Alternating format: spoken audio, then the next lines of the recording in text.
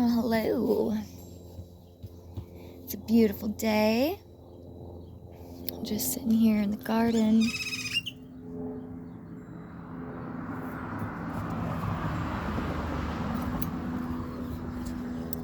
Helping a friend with what I love to do most, which is sit with nature and be in the sun and work with the land. Never thought that would be my life, but here I am. It's amazing what a change in cage can do for the psyche. I was feeling kind of trapped and caged in the city, and a friend of mine needed some help on her property, which is a couple of acres. She's a single mom, a few kids, dog, bunch of random, wildlife that she takes on as well. And, it's really beautiful, honestly, because I left this spot a year ago, like right now, before I made my journey to Maui, which ultimately changed my entire life in the course of 2 months on that island. So when I was on Maui, my goal was to do exactly what I just said in the beginning of the message, which was to be in nature and in the sun and working with the land, Mother Nature. And, it's really hard for people these days to ask for help. And I was actually one of those people as well. Simultaneously, a friend of mine, the friend who actually really was the only reason why I made it, I feel like, to Maui, by allowing me to come and stay with her, save money, and ultimately was able to do that Maui trip because of her. Honestly, I feel like that. Ultimately, I probably would have made it happen myself. It probably would have taken me a lot longer. So I do like to, I'm going to say that, yeah, because I wouldn't have had the mental capacity to handle the way that city life functions.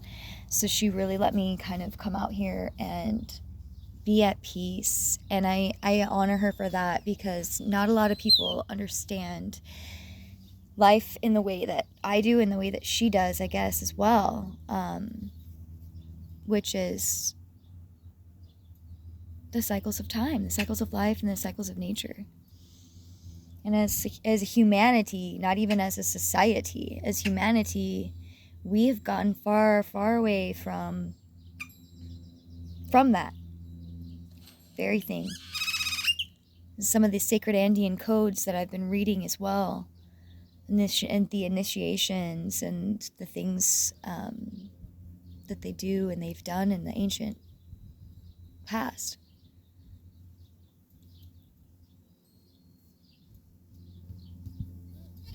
Something really remarkable is happening right now on planet Earth, and we have the real potential to bring the Earth, specifically Mother Gaia, Mother Earth, Pachamama,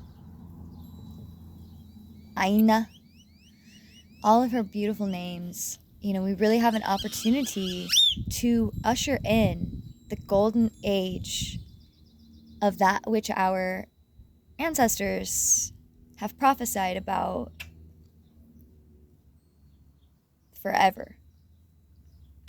And what that means is, the more of us that are waking up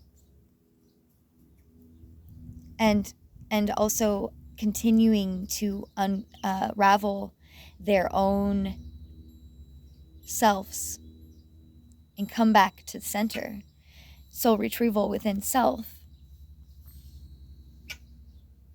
we are actually literally, and I got my tooth goose,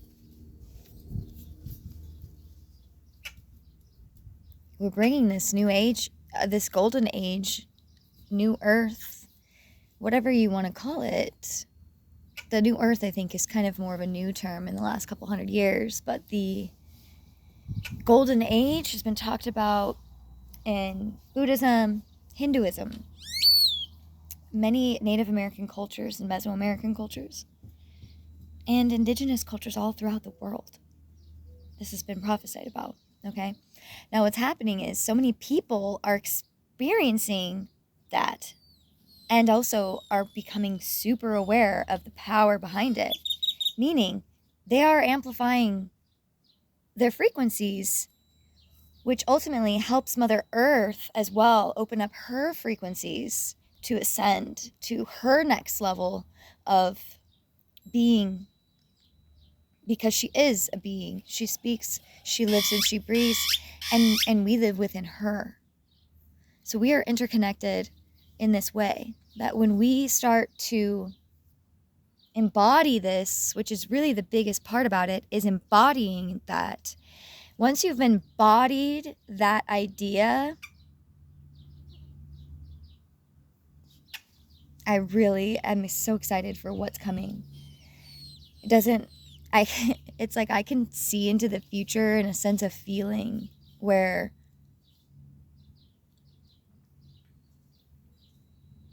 humanity is evolving rapidly.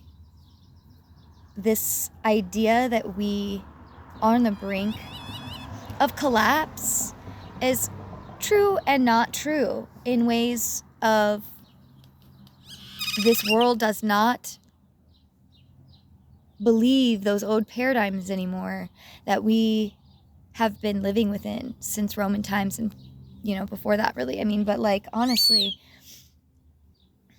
you know,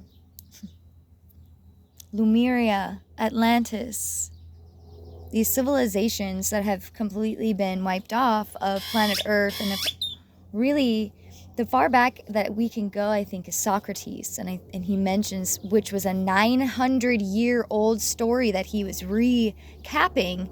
You can imagine how long and how far things might have changed over the course of life. Obviously, the telephone effect, right?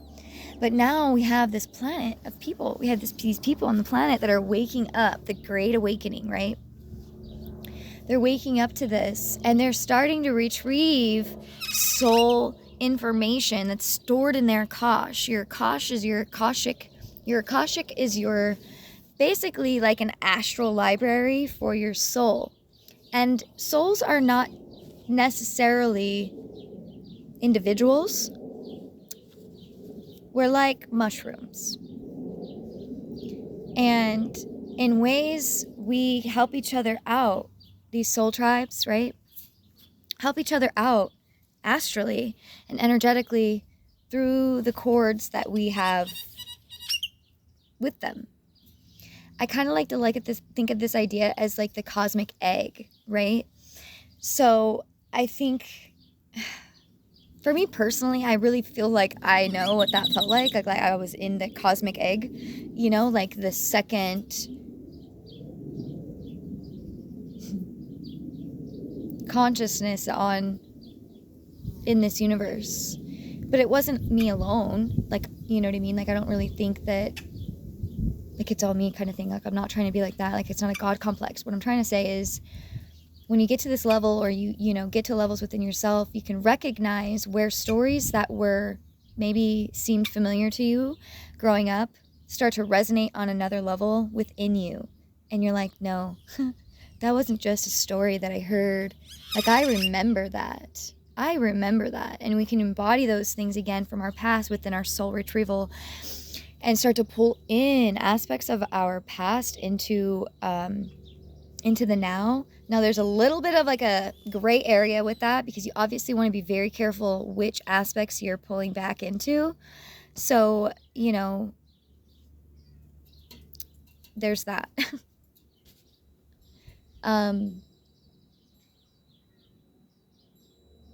And I still definitely have not even barely at I'm very barely at the roots have started growing. They're still they're still under the water, under the mud, under the muck.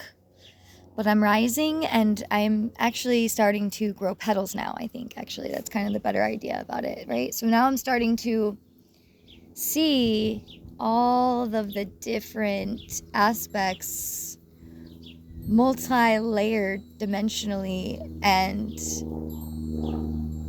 interdimensionally. It's kind of a broad, deep way for me to kind of say that. And then on the other aspect of it as well is your future self. So imagine if you, in the future, because we obviously know, I believe in reincarnation. Reincarnation is absolutely true. Look at Jesus. Look at Buddha. I mean, those are the same fucking things. Those are the same.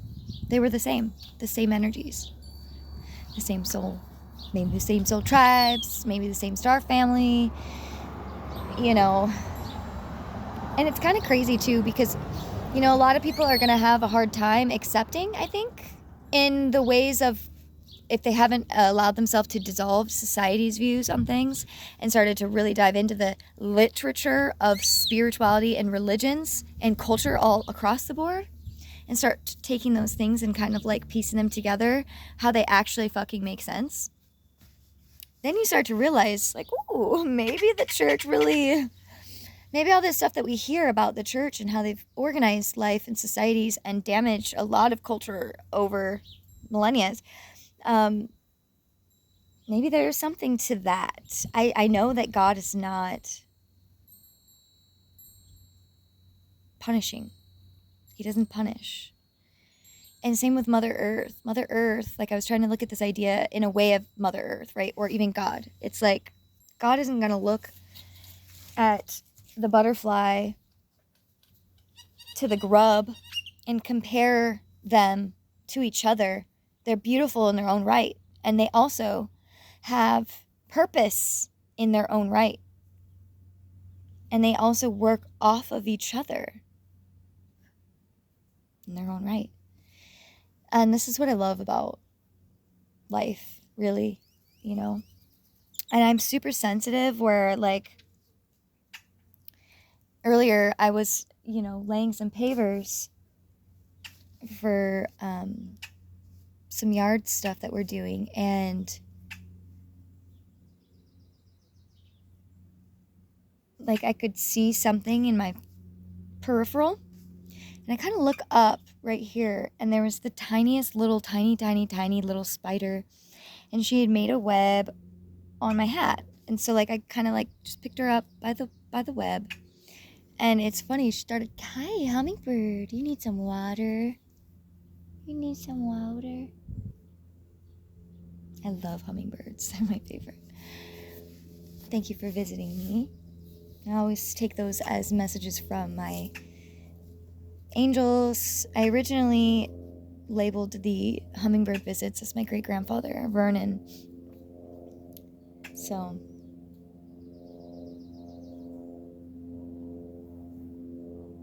thank you. So, yeah. I don't really know where I was getting at with that before I was pleasantly interrupted with joy from the sun.